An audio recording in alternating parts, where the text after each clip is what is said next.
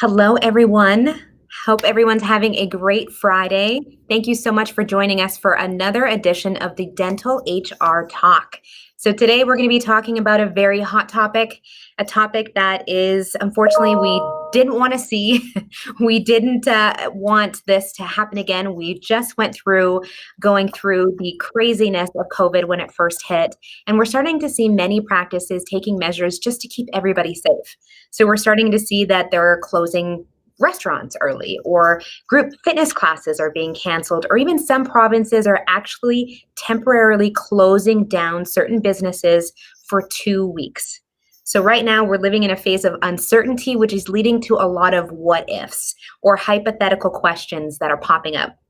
And Olivia and I have been getting a lot of those questions right now, with practices just reaching out to see what are the next steps that they need to take to really protect their business, keep their patients safe, and keep their employees safe.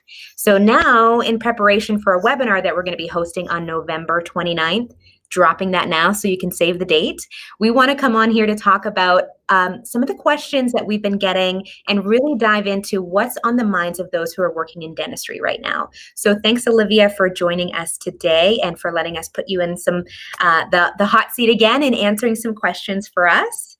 So the first question that I'd love to just kind of talk about here is, when it comes to procedural issues within a dental practice, what are some of the situations that we're seeing right now that are likely to continue in the near future?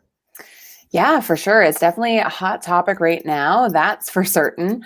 Some of the biggest questions that we've been getting lately all kind of center around, what if somebody related to the dental practice gets COVID-19 or gets a positive test result?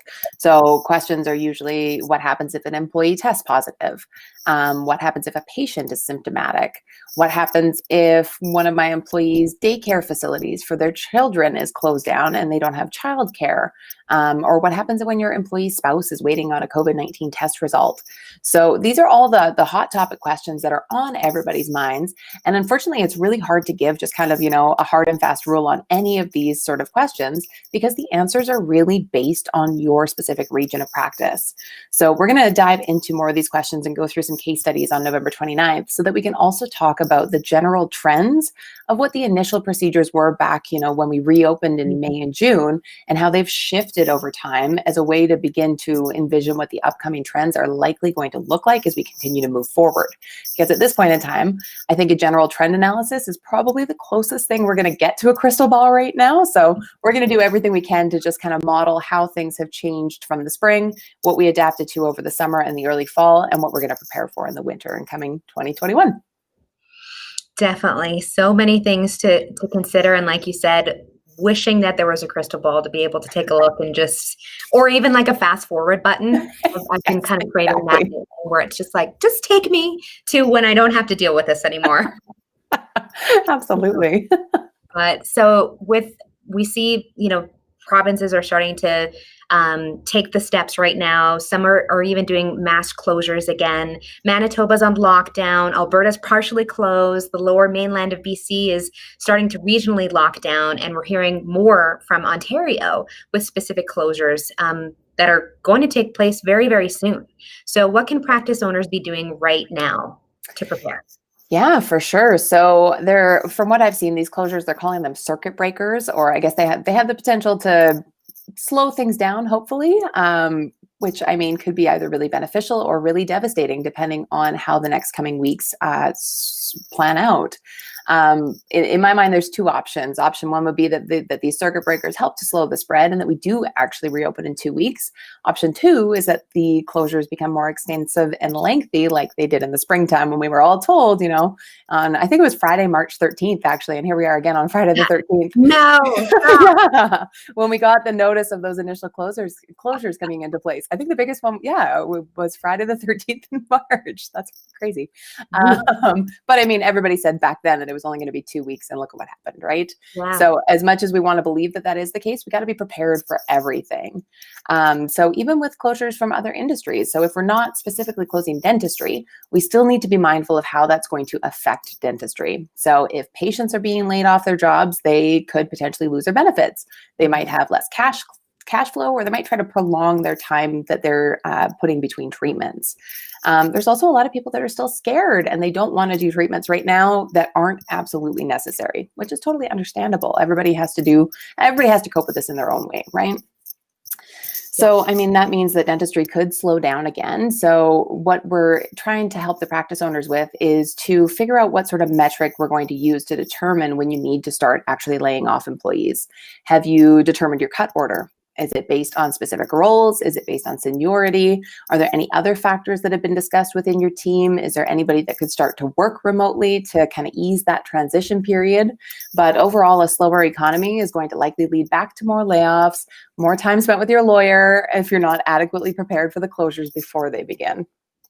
Yeah, no, there's so many things to consider, right? Yeah. So, like you said, I mean, when we're summarizing it and we're looking at what can we be doing right now to be preparing for that second wave, you mentioned a few things about some things to consider, but what other pieces should we also take a look at? Yeah, so in my mind, it really comes down to two things here. With the initial closures, we're likely going to see some layoffs. So that makes me ask, do you have your crisis preparation plan ready to initiate at a moment's notice? But then we know that after a closure comes a reopening, which means that we need to look past the immediate devastation and get your rapid recovery plan ready so that as soon as you're given the green light, or the economy is given the green light to reopen, that you're ready and prepared for it, because you've got to be able to hit the ground running. And at this point in time, if we're recovering again, you have to hit the ground running even faster than before to make up for all the lost time. So moral of the story is look past the initial sort of closures that we're looking at. Let's look 6 months down the line, or 3 months down the line, or 2 months down the line. Are you prepared for whatever way that this could turn, essentially? Yeah, no, I think you hit some really good points, because I know the first round when we were the initial shutdown, this was a first in my history books. Yeah. And so we were all just trying to adapt and trying to, essentially we were reacting to this scenario and what do we need to do, and, looking to be able to see what kind of support can we get for something that we've never gone through before. But now, fast forward 6, 7 months later, this is almost kind of a repeat scenario. So it's, like you said, it's having that playbook that we can't expect this is going to be a one and done, I've done that, my share of that history, or that, situation that happened. Like you said, it's a crisis preparation. So whether that crisis is, 5 years, 10 years down the line, we have something else that comes our way that impacts our business, but we need to have those pieces in place. And that's the reason why we're hosting another webinar on November 29th to really help these practices be prepared for and if there is a closure.